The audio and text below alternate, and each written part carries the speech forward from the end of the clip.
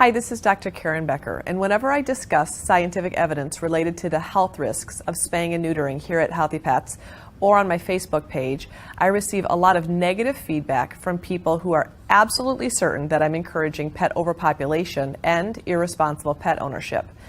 So I decided to make a video explaining to people standing in judgment why nothing could be farther from the truth. I started volunteering at an animal shelter when I was 13 years old, and I started working there when I was 14. I was cleaning cages. And by the time I was 17 years old, I had become a certified euthanasia technician through the Iowa State College of Veterinary Medicine. The 10 years I spent working at a kill shelter and the exposure to certain clients and cases in my veterinary practice over the years have taught me more than I would ever want to know or share in this video about abused, neglected, and unwanted pets.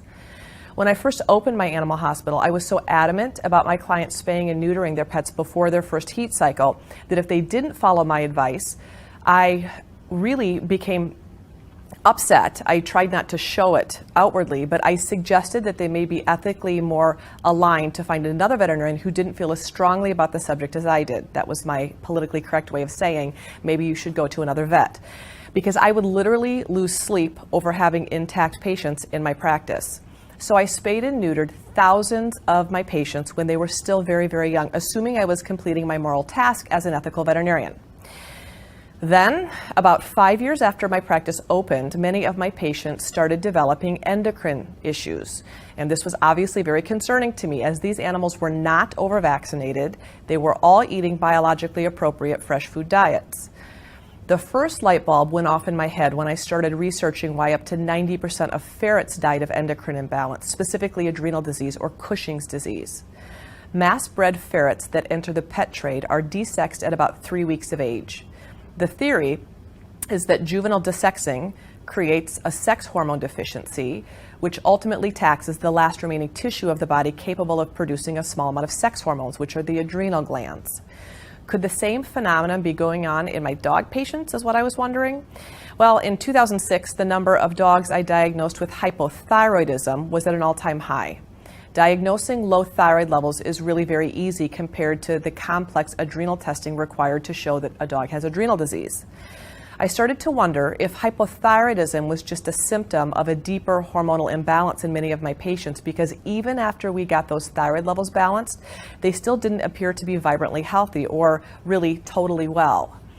I contacted Dr. Jack Oliver, who ran the University of Tennessee's adrenal lab, and posed my theory to him. I was really overwhelmed when he told me that indeed adrenal disease was occurring at epidemic proportions in our dogs in the U.S. populations and is certainly tied to sex hormone imbalance. Now, whether or not veterinarians were testing and identifying the epidemic was a whole nother story. At this point, I became overwhelmed with guilt. For many years, I insisted my clients follow my advice to desex their pets at or before 6 months of age. What hit me like a lightning bolt was that I was making this suggestion not based on what was physiologically best for my patients, rather what I felt was morally best for the owners. I'm going to try and not cry now, because this is a very sensitive subject for me, because I did what I thought was in my patient's best interest. I cried in my exam rooms from 2006 to 2010 more than I have ever cried in my adult life. And eventually, as all of the patients that I desexed early cycled through, many of them with irreversible metabolic diseases, I started apologizing to my clients, and I apologized to my patients as well. Through my blanket recommendations that all pets must be desexed, all of them, because humans may be irresponsible with an intact animal, I had inadvertently made many of my patients very, very ill, and that's devastating to realize as a doctor. So my recommendations started changing. I started recommending that my clients leave their pets intact. Now, you must realize that I own an animal hospital with wildly committed owners. I am not dealing with uneducated, uncaring, uncommitted clients. That is not my clientele. Of course, there were and are lots of exceptions to the rule, but in general, my recommendation as a holistic vet is to perform surgery because it's a medical necessity, not an elective procedure. Within my own pack, I recently adopted a stray Dachshund that is intact, and I plan on leaving him intact. And I am an intact female myself, and I am proud to say that I have not experienced a single unplanned pregnancy in my personal life or in my career at my practice as a holistic vet catering to thousands of intact animals. Now, there are dozens of rabbit trails that I could go down right now, and I'm not going to do that because this video would literally be 3 hours long. But I will say that until we get our nation's shelter systems revamped, animals will continue to be spayed as juveniles, and right now, that's that. We're not going to be able to change that by me making this video. Are we pushing for shelter vets to learn ovary sparing techniques that allow for sterilization without sex hormone obliteration? Yes, but for now, that isn't happening. I could have made a dozen choices in my professional career that would have been satisfying, including being a shelter vet. If I was a shelter vet right now, I would be pushing for sterilization techniques that preserve normal endocrine function.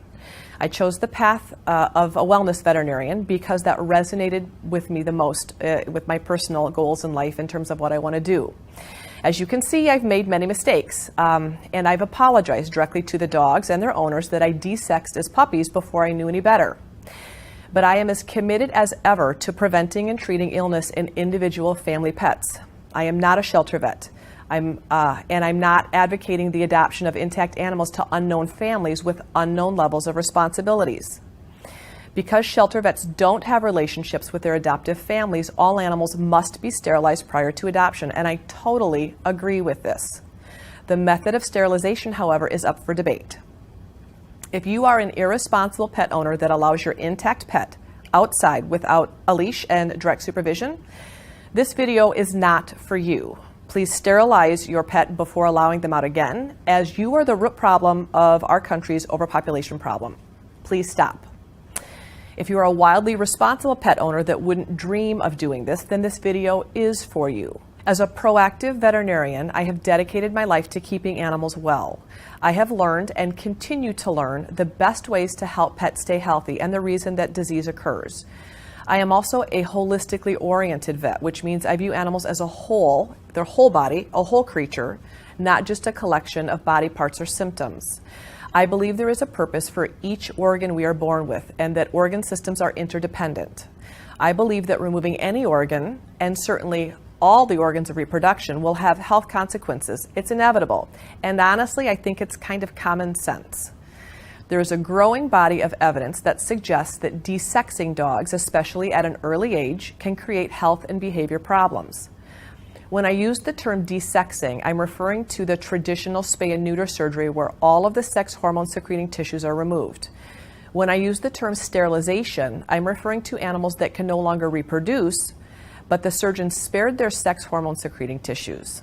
In my view, I would not be fulfilling my obligation as an animal healthcare professional if I chose to ignore the scientific evidence and not pass it on to Healthy Pets readers and the clients in my practice who entrust me with the well-being of their animals. Because if I were to do this, if I assumed that I'm going to take the responsibility for them and not give them this information, I'm not doing my part as an integrative veterinarian, especially if I assumed that they were all too irresponsible to make good decisions on their own. Before I discuss the practical matters of owning an intact pet, I want to discuss some of the health issues that have now been linked to spaying and neutering dogs. First, let me say that there are two medical conditions that can be totally eliminated by desexing: BPH, or benign prostatic hypertrophy, and pyometra. However, a wealth of information is mounting that maintaining some innate sex hormones, especially in the first years of life, may be beneficial to pets, and the risk of pyometra and BPH in the animal's first year of life is incredibly low. A study conducted and published in 2009 by the Gerald P. Murphy Cancer Foundation established a link between the age at which female Rottweilers are spayed and how long they live. Researchers compared long-lived Rotties, which are 13 years or more, with those who lived a normal lifespan of about 9 years. They discovered that while females live longer than male Rottweilers, removing the ovaries before 5 years of age evened the score. Females that kept their ovaries until at least 6 years of age were 4 times more likely to reach an exceptional age compared to Rotties who were spayed at a younger age. I spayed my rescue Rottie, Isabel, when I adopted her at 7 years of age, and she went on to live to be 17, and she was still unbelievably vibrant at 17. She slipped on the floor in a totally freak accident and she became paralyzed, which ultimately led to her euthanasia. But she was the oldest, healthiest Rottie I have ever met. And I can truly say I provided literally no medical care in the sense that she didn't need any care. Her body was just naturally thriving her whole life. She was fed a raw food diet. Yes, we checked her blood work every 6 months. Her blood work was perfect until the day she died. She was a great example of a thriving pet that was really above the level of disease, and I believe her sex hormones greatly contributed to her longevity and her abundantly healthy life. It's my professional opinion that early spay and neuter plays a role in the development of atypical Cushing's disease as well. Atypical Cushing's involves the outer and innermost layers of the adrenal glands and occurs when other types of adrenal hormones that are overproduced besides cortisol, that means usually estrogen and progesterone, become oversecreted. When a dog is spayed or neutered before puberty, the endocrine, glandular, and hormonal systems have not yet fully developed. And complete removal of the gonads, that means all sex hormones that the body can produce, which is what happens during castration or the traditional spay, can cause the adrenal glands to produce sex hormones because they're the only remaining part of the tissue in the body that can secrete some. Over time, the adrenal glands become taxed by having to secrete the body's demand. It's very difficult for these tiny little glands to keep up with the body's demand of sex hormones, and this is the condition of atypical Cushing's. Hormone disruption is a central feature in Cushing's disease, and any substance or procedure that affects the body's hormonal balance should absolutely be evaluated as a potential root cause. A study from the UK suggests that there actually isn't much scientific evidence at all to support the idea that early spaying of female dogs decreases or eliminates future risk of mammary tumors or breast cancer. This has been a much promoted supposed benefit of early spays for decades, but as it turns out, it's based on theory rather than scientific evidence.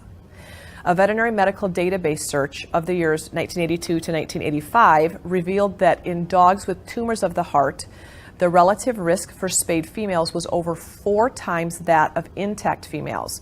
And for the most common type of cardiac tumor, which is called hemangiosarcoma, spayed females had a greater than 5 times risk versus their intact counterparts. Neutered males had a slightly higher risk than intact males as well.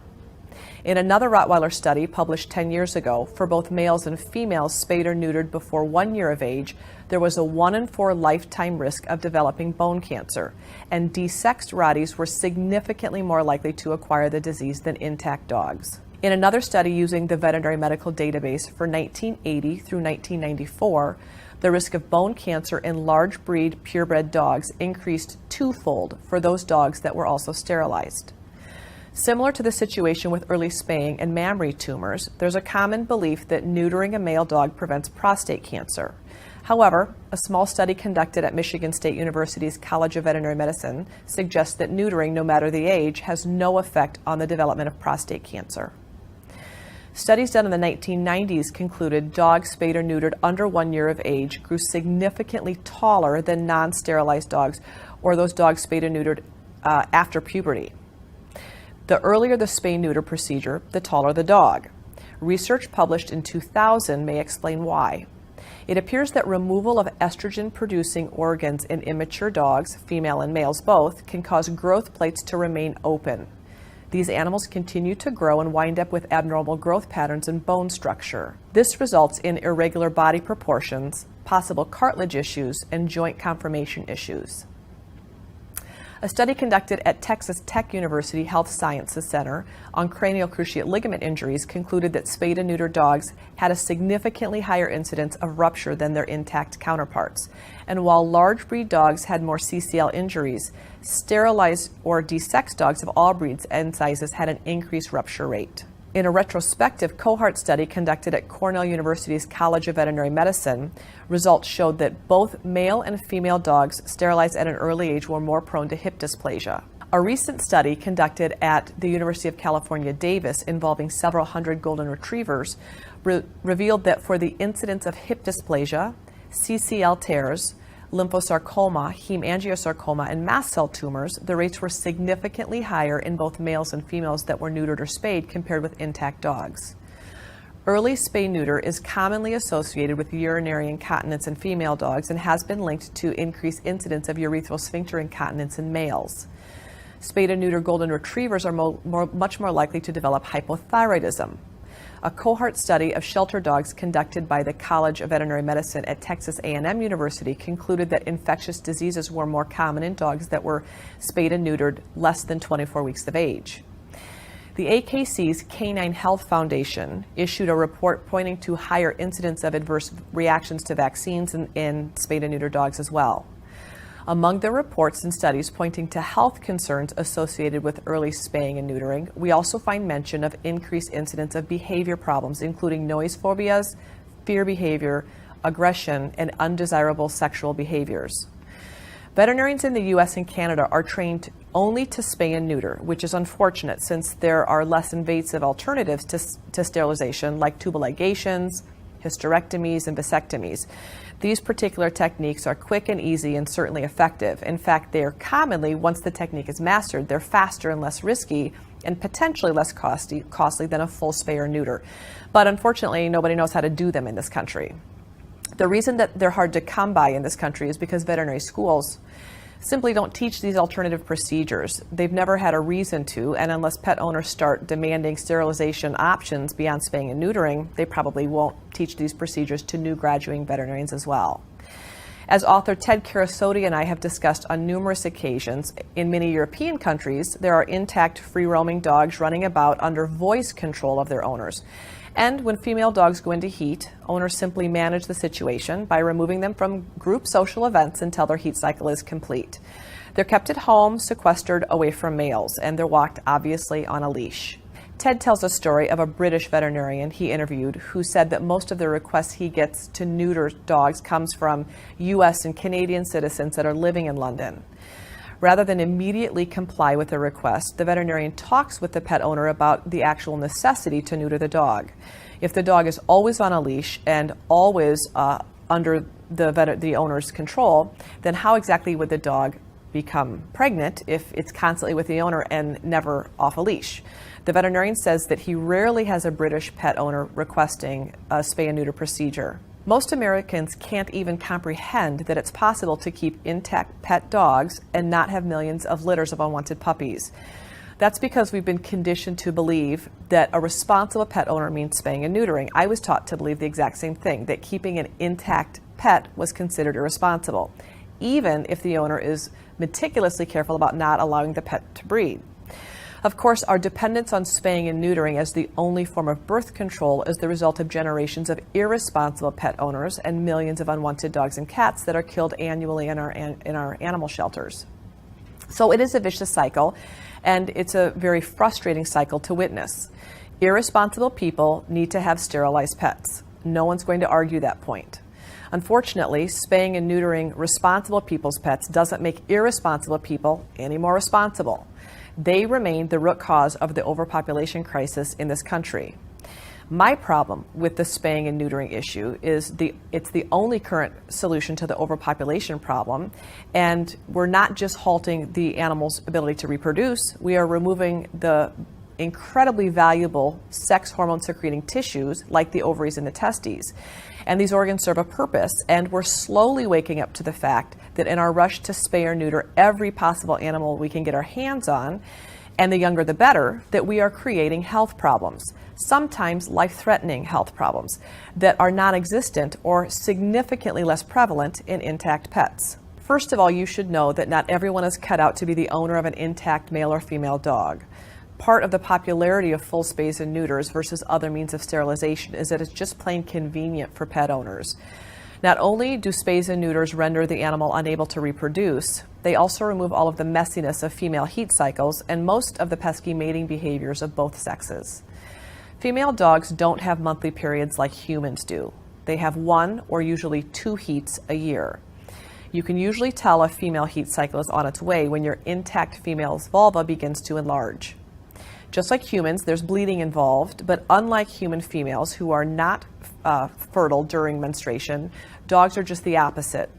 Female dogs can get pregnant only during heats for about 3 to 4 days as their unfertilized eggs ripen in their bodies. Some dogs will signal during this time by flagging, which means lifting their tail base up and to the side. Some females will stand and can be mounted at any time during their heat cycle, including before and after they're pregnant or fertile. Others show no behavior signs whatsoever. Owners of intact female dogs must be certain of the signs of heat in their pet so that they can separate them from male dogs during this important time.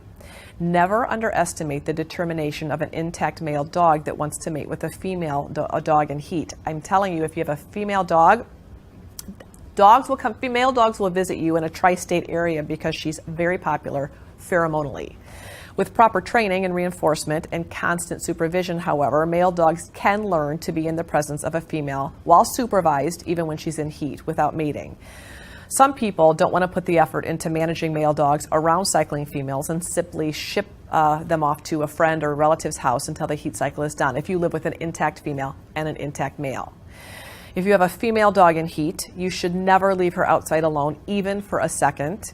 It doesn't matter if you have a fenced-in yard. If there's an unsupervised intact male around, there's absolutely a risk of impregnation through the fence. The heat cycle of a female dog lasts about 3 weeks, but the menstrual bleeding can actually be unpredictable during that time.